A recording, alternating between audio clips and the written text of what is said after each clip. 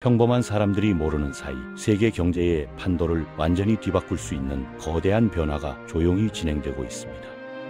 한 나라가 수천 년 동안 인류가 가장 믿어온 자산을 이용해 현재의 금융 시스템을 근본부터 흔들려고 하고 있다는 사실을 알고 계시나요? 더 놀라운 것은 이 모든 계획이 우리가 생각하는 것보다 훨씬 더 구체적이고 체계적으로 진행되고 있다는 점입니다. 오늘은 중국이 어떻게 금을 무기로 만들어 달러 중심의 세계 경제를 뒤흔들려고 하는지 그 놀라운 이야기를 펼쳐보겠습니다. 최근 몇 년 동안 중국이 벌이고 있는 일들을 자세히 살펴보면 이들이 단순히 금을 모으는 것이 아니라 완전히 새로운 화폐 시스템을 구축하려고 한다는 사실을 알 수 있습니다. 중국인민은행이 공개적으로 발표하고 있는 금 매입량만 봐도 현대 역사상 전례 없는 수준이라는 것을 알 수 있습니다. 그런데 더 놀라운 것은 이들이 단순히 금을 사기만 하는 것이 아니라 금을 실제 거래와 대출의 담보로 사용할 수 있는 완전한 시스템을 만들어가고 있다는 점입니다. 이는 단순한 투자나 보험 차원을 넘어서는 금융 시스템의 근본적인 변화를 의미합니다. 생각해 보세요. 지금까지 우리는 미국 달러가 세계 경제의 중심이라고 당연하게 여겨왔습니다. 어떤 나라든 큰 사업을 하려면 달러가 필요했고 국제 거래의 대부분이 달러로 이루어졌죠. 이는 1944년 브레트우즈 체제 이후 70년 넘게 유지되어 온 기본 질서였습니다. 그런데 만약 어느 날 갑자기 달러 없이도 거대한 인프라 프로젝트에 자금을 조달할 수 있고 국제 무역을 할 수 있다면 어떻게 될까요? 중국이 바로 이런 시나리오를 현실로 만들려고 하고 있습니다. 그리고 이 모든 계획의 중심에는 금이라는 가장 오래되고 믿을만한 가치 저장 수단이 있습니다. 이 모든 변화의 시작점은 2022년으로 거슬러 올라갑니다. 러시아가 우크라이나를 침공한 후 미국과 서방 국가들은 러시아의 외환 보유고 약 3천억 달러를 순식간에 동결시켜버렸죠. 이 사건은 전 세계 국가들에게 충격적인 깨달음을 안겨주었습니다. 아무리 많은 달러를 보유하고 있어도 그것이 미국 금융 시스템 안에 있는 한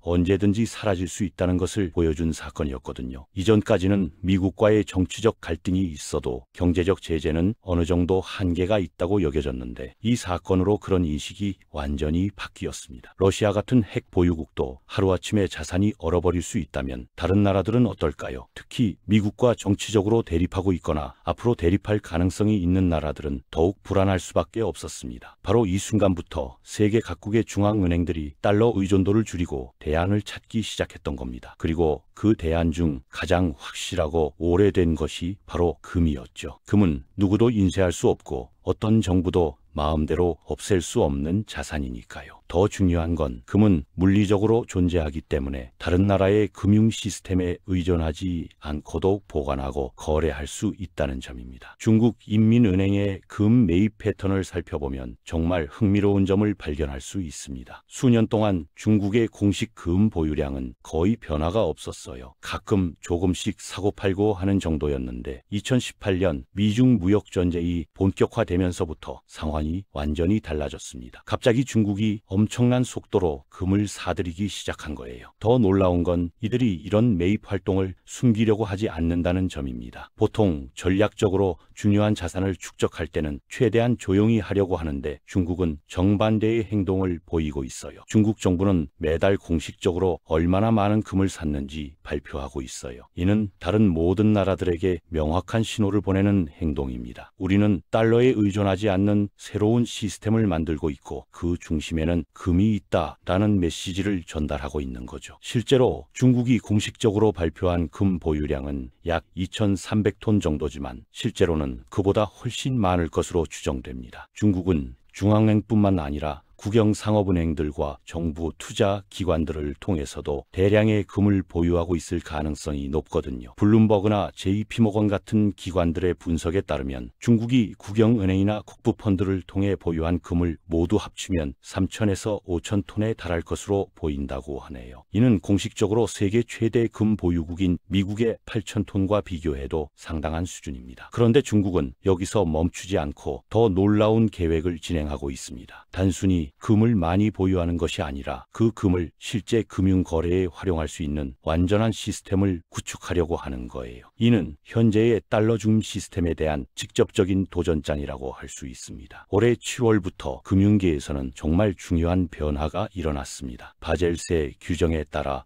금이 1등급 자산으로 재분류된 것이죠. 이게 왜 중요한지 설명드리면, 지금까지 은행들은 금을 보유해도 그 가치를 100% 인정받을 수 없었거든요. 예를 들어 10억 원 상당의 금을 가지고 있어도 은행의 장부상으로는 절반 정도의 가치만 인정받을 수 있었습니다. 이는 금의 가격 변동성과 유동성 문제 때문에 부과된 제약이었어요. 하지만 금의 가치를 온전히 인정받을 수 있게 됐습니다. 이는 은행들이 금을 더 적극적으로 보유하고 활용할 수 있는 환경이 만들어졌다는 뜻입니다. 물론 아직은 금을 담보로 대출을 받거나 환매 협정에 사용할 수는 없지만, 중국이 노리고 있는 건 바로 그 다음 단계입니다. 금이 실제 금융거래의 담보로 활용될 수 있는 날이 오는 것이죠. 금융 시스템에서 가장 중요한 건 고품질 유동자산, 즉 HQA라고 불리는 자산들입니다. 이런 자산들은 너무 안전하고 유동성이 좋아서 은행들이 자금 조달의 담보로 사용할 수 있어요. 지금까지는 주로 미국 국채가 이런 역할을 해왔죠. 전 세계 모든 대출과 신용거래의 기반이 되는 자산이 바로 미국 국채였던 겁니다. 어떤 나라가 항구를 건설하거나 발전소를 짓고 싶다면 은행에서 돈을 빌려야 하는데, 이때 담보로 제공하는 것이 바로 미국 국채였어요. 이것이 미국 달러가 세계 경제에서 절대적인 위치를 차지할 수 있었던 핵심 메커니즘이었죠. 그런데 만약 금도 이런 역할을 할 수 있게 된다면 어떻게 될까요? 갑자기 각국은 미국 국채를 보유할 필요 없이도 대규모 개발 프로젝트에 자금을 조달할 수 있게 됩니다. 이는 달러 패권에 대한 직접적인 도전이 되겠죠. 중국이 그리고 있는 그림이 바로 이것입니다. 금이 고품질 유동자산 목록에 포함되면 각국은 더 이상 달러나 미국 국채에 의존하지 않고도 대규모 개발 프로젝트에 자금을 조달할 수 있게 됩니다. 금고에 보관만 하던 금이 실제로 경제활동의 중심이 되는 거죠. 지난 5월에 열린 브릭스 정상회의에서도 이런 논의들이 활발하게 이루어졌을 것으로 보입니다. 중국은 수년 동안 다른 나라들에게 위안화를 사용하자고 설득해왔지만 항상 같은 문제에 부딪혔어요. 신뢰의 문제였죠. 다른 나라들이 중국 화폐를 쓰는 건 좋은데 우리가 보유한 위안화를 언제든지 금으로 바꿀 수 있다고 했잖아요. 그런데 그 금은 어디에 보관할 건가요? 라고 물어본 거죠. 중국이 중국에 보관하면 됩니다 라고 답하면 다른 나라들은 당연히 거부했어요. 그건 안 됩니다. 러시아에서 무슨 일이 일어났는지 봤잖아요. 우리 자산을 중국에 맡길 수는 없어요 라고 반응했던 겁니다. 이런 신뢰 문제를 해결하기 위해 중국이 내놓은 해답이 바로 골드 코리더, 즉 금회랑 시스템입니다. 금회랑 시스템은 정말 혁신적인 아이디어예요. 여러 나라의 분산된 금고들을 네트워크로 연결해서 각국이 자기 나라 또는 신뢰할 수 있는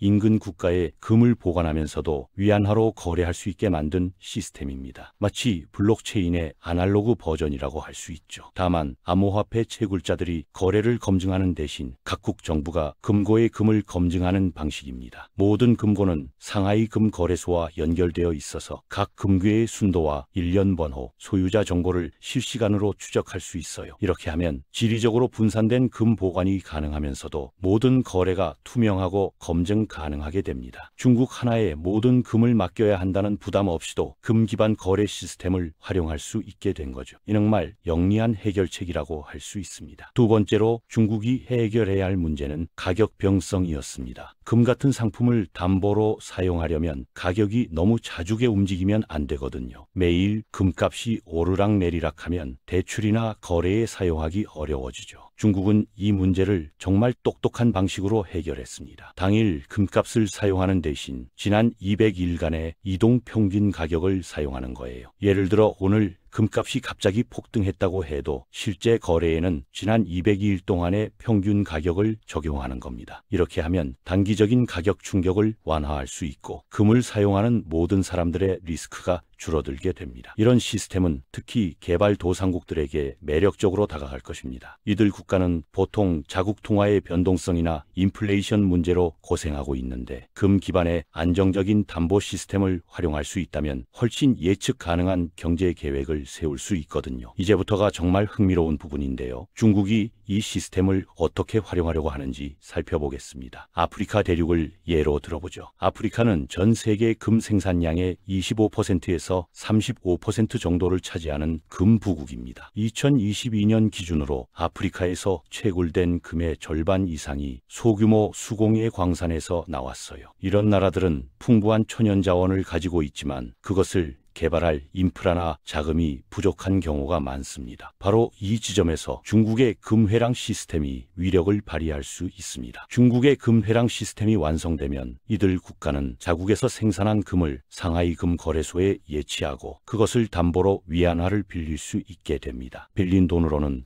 도로를 건설하고 공항을 짓고 발전소를 세울 수 있겠죠. 이 모든 과정에서 달러를 거치지 않아도 됩니다. 이 과정에서 중국은 개발 자금을 지원하면서 해당 국가들과의 관계를 강화할 수 있고 동시에 이들 국가가 서방의 금융 시스템이나 국제통화기금을 거치지 않고도 개발 사업을 진행할 수 있도록 도울 수 있습니다. 이 모든 과정에서 금이 고품질 유동자산 역할을 하게 되는 거예요. 예를 들어 가나가 새로운 광산 개발 프로젝트를 진행한다고 해봅시다. 전통적인 방식이라면 세계은행이나 IMF에 대출을 신청해야 하고 여러 가지 까다로운 조건들을 받아들여야 했을 겁니다. 하지만 금회랑 시스템에서는 자국 금을 담보로 직접 자금을 조달할 수 있게 됩니다. 이런 변화는 특히 서구 금융기관들이 정치적 또는 환경적 이유로 자금 지원을 꺼리는 프로젝트에서 더욱 중요해질 것입니다. 석유나 가스 개발, 광산 개발 같은 분야에서는 서구 은행들이 점점 더 보수적으로 변하고 있거든요. 서구 국가들이 원하든 원하지 않든 이런 방식으로 금은 결국 HQLA 목록에 포함될 가능성이 높습니다. 금고에 보관만 하던 비싼 장식품이 실제로 대출과 투자에 활용되는 금융상품으로 변하는 거죠. 아직 공식적으로 결정된 건 아니지만 현재 진행되고 있는 여러 변화들을 보면 그런 방향으로 가고 있는 것 같습니다. 더욱 흥미로운 점은 미국도 이런 상황을 정확히 파악하고 있다는 것입니다. 올해 초 미국이 런던에 보관하던 금을 다시 미국으로 가져오기 시작했던 일을 기억하시나요? 공식적으로는 관세 정책이나 포트녹스 감사와 관련된 일이라고 발표했지만 실제로는 다른 이유가 있었을 것으로 보입니다. 미국 정부도 중국이 아시아와 중동, 아프리카 전역에 금고 네트워크를 확장하고 있다는 사실을 알고 있었을 거예요. 그래서 우리도 우리 금을 직접 관리해야겠다고 판단했을 가능성이 높습니다. 앞으로 금이 실제로 물리적으로 이동하고 존재해야 하는 금융 시스템이 만들어진다면 금을 안전하게 보관할 수 있는 능력이 곧 영향력이 될 테니까요. 현재 미국은 공식적으로 약 8,100톤의 금을 보유하고 있어서 세계에서 가장 많은 금을 가진 나라입니다. 하지만 상당 부분이 수십 년 동안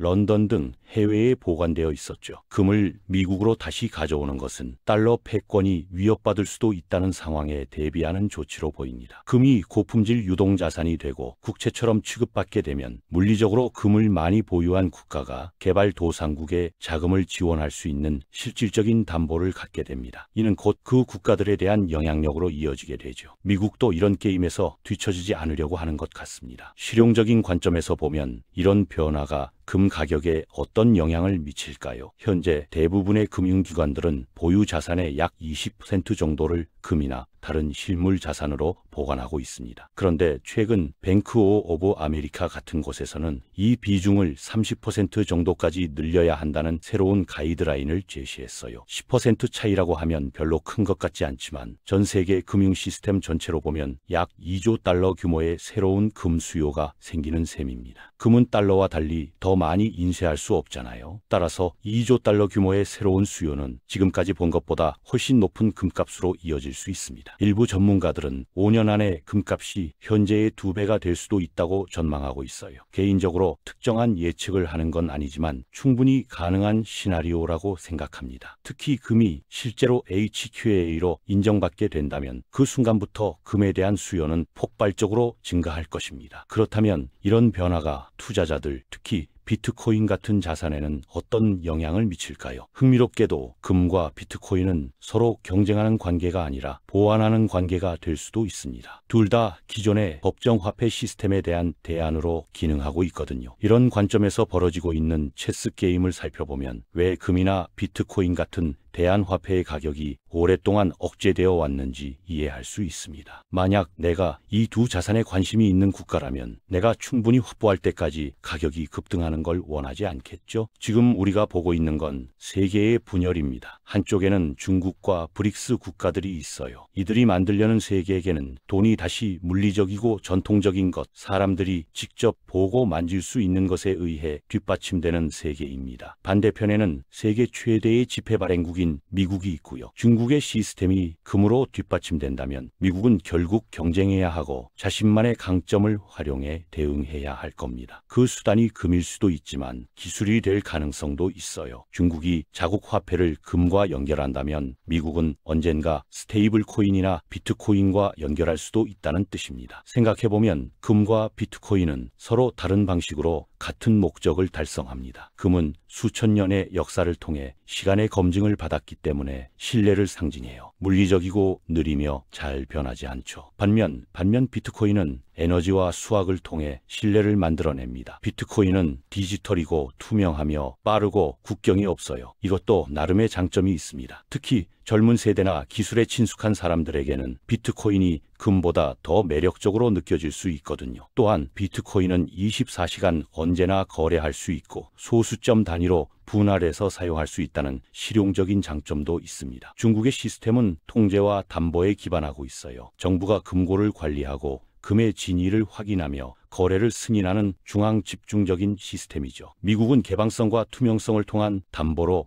경쟁 우위를 가질 수도 있겠죠. 블록체인 기술을 활용한 분산형 시스템이 바로 그런 특징을 가지고 있어요. 현대 역사상 처음으로 정부들이 돈이 무엇인지에 대한 더 나은 아이디어를 두고 영향력을 놓고 경쟁해야 하는 세상이 오고 있다고 생각합니다. 과거에는 항상 하나의 글로벌 표준, 하나의 세계 기준통화가 있었어요. 영국 파운드에서 미국 달러로 넘어간 것처럼 말이죠. 하지만 이제 우리는 중국이 근본 위제를 주도하고 서구가 프로그래밍 가능한 자산과 토큰화된 자산, 그리고 비트코인을 중심으로 구축되는 다중통화 시대로 접어들고 있습니다. 이는 인류 역사상 정말 흥미로운 실험이 될 것 같아요. 이렇게 되면 돈은 국가와 국민이 선택할 수 있는 것이 됩니다. 두 진영 모두 달러 다음에 올 화폐의 모습을 두고 경쟁하고 있어요. 개인적으로는 두 가지 시스템이 동시에 존재할 수 있다고 생각하고, 만약 그런 일이 일어난다면 두 자산 모두 매우 빠르게 가격 재조정을 겪을 것으로 보입니다. 빠르다고 할 때 올해를 말하는 건 아니에요. 앞으로 5년에서 10년 정도의 시간이 걸릴 수도 있지만 역사적 기준으로 보면 여전히 매우 빠른 변화겠죠. 브레트 우즈 체제가 무너지는데도 수년이 걸렸고 유로화가 정착되는데도 10년 이상의 시간이 필요했으니까요. 하지만 현대는 과거보다 모든 것이 빠르게 진행되는 시대입니다. 인터넷과 디지털 기술 덕분에 정보가 순식간에 전 세계로 퍼지고 자본도 몇 초 만에 국경을 넘나들 수 있죠. 따라서 화폐 시스템의 변화도 우리가 생각하는 것보다